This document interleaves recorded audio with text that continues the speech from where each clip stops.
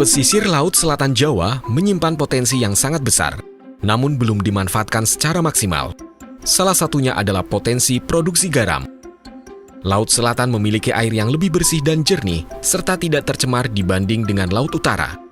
Namun, kontur wilayah pesisir pantai yang berbeda dengan pantai utara Pulau Jawa menyebabkan produksi garam pantai selatan lebih memerlukan usaha, tenaga, dan biaya yang lebih dibandingkan dengan pantai utara.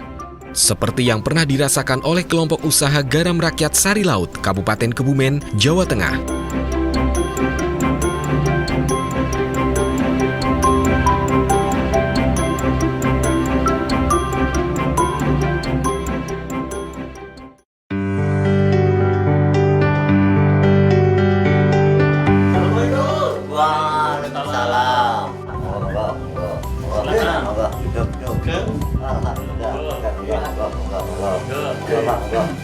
Nyuwun pangapunten rame-rame wonten mriki wonten wigatos napa kok ketone teng gubuk kula niki sedaya monggo.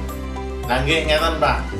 Niki kleresan wau kula teng pantai niku panggih kali Mas Arif, Mas Budi, kali Pak Slamet. Ndilalah niku enten kadose kok Mas Arif niku sek nglamun, Pak. Ngaten. Lah niku nglamune napa kula takeni ternyata piyambake niku ningali lahan luas. Tapi boten saged dimanfaataken napa dereng saged dimanfaataken. Oh, nggih bakal resane kok wonten penyulen monggo, mari ngendikan kali penyulen mawon monggo. Jadi gini Mas Arif, potensi pesisir kita itu sebenarnya banyak. Salah satunya adalah pembuatan garam. Bahan bakunya laut yang begitu luas, lahan kosong luas juga, angin kencang, itu adalah potensi untuk pembuatan garam. Nah kebetulan BP3 Tegal sedang memfasilitasi pengembangan garam di pesisir selatan Jawa. Nah, niku caranya pripun, Pak? Yang pertama itu Mas Arif, pemilihan lokasi harus tepat.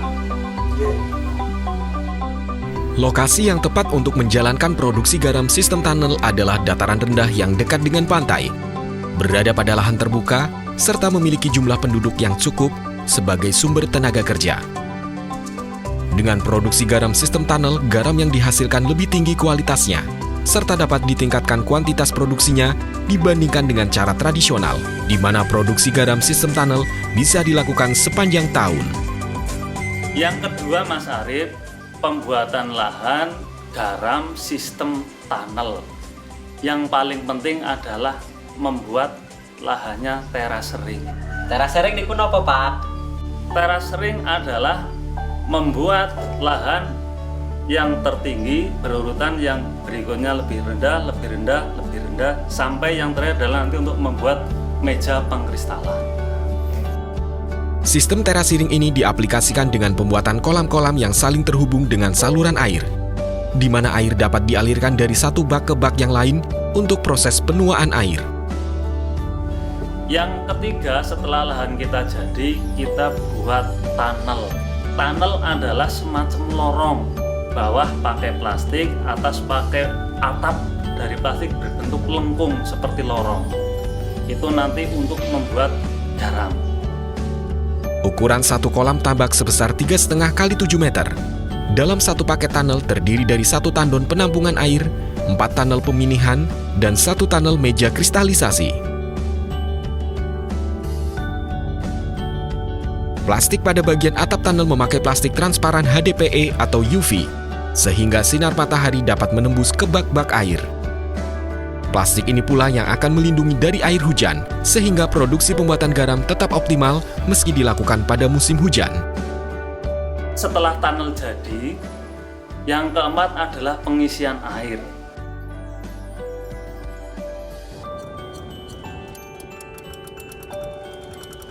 Air laut kita pompa, kita alirkan ke tandon.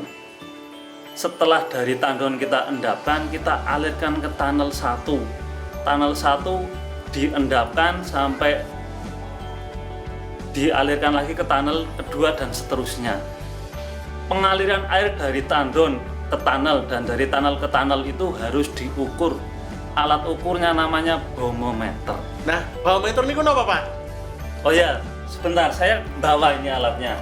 Barometer, alat ukur kadar garam air laut. Ini seperti ini. Nanti caranya bisa kita belajar bareng. Dengan baumeter, kita bisa mengecek kadar ketuaan air laut untuk menjadi garam yang berkualitas. Untuk ketuaan air yang bagus, skala baume atau BE airnya antara 20 hingga 25 baumeter sebelum dialirkan ke meja kristalisasi. Setelah penuaan air di tunnel-tunnel itu, yang terakhir adalah di meja pengkristalan.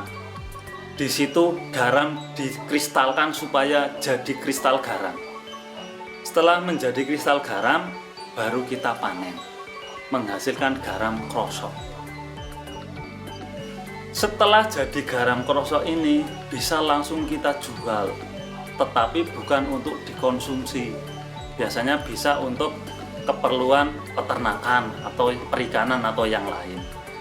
Garam krosok ini bisa menjadi bahan baku untuk garam konsumsi, bisa menjadi bahan baku garam industri dengan persyaratan-persyaratan yang harus dipenuhi.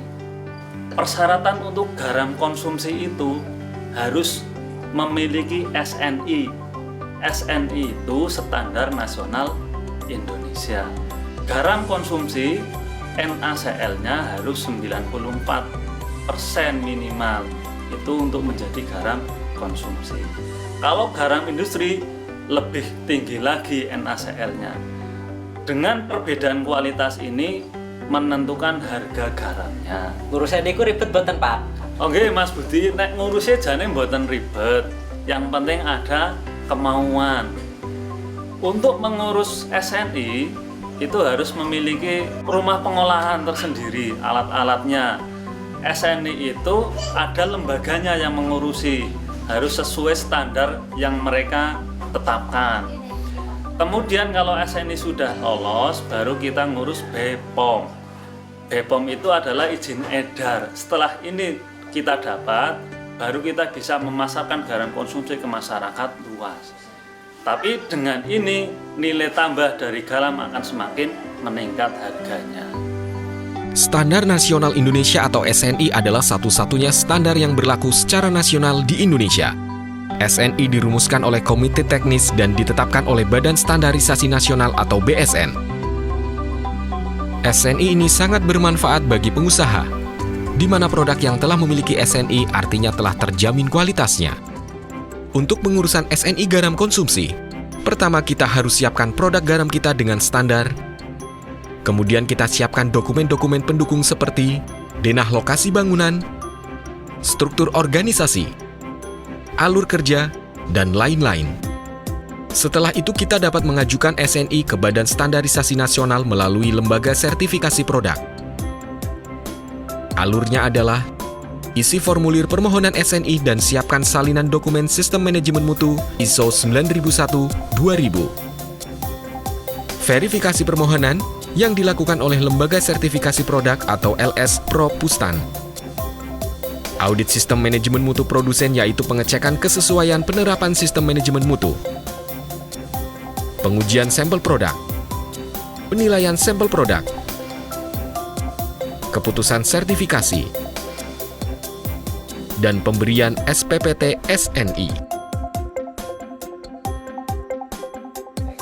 Begitu prosesnya, Mas Arif, Mas Udin, Mas Budi, Pak Selamat sudah paham? Oke, paham Pak. Paham. Alhamdulillah paham. Siap mencoba? Siap. Siap, Pak. Insya Allah siapa? Mari kita bareng-bareng mencoba.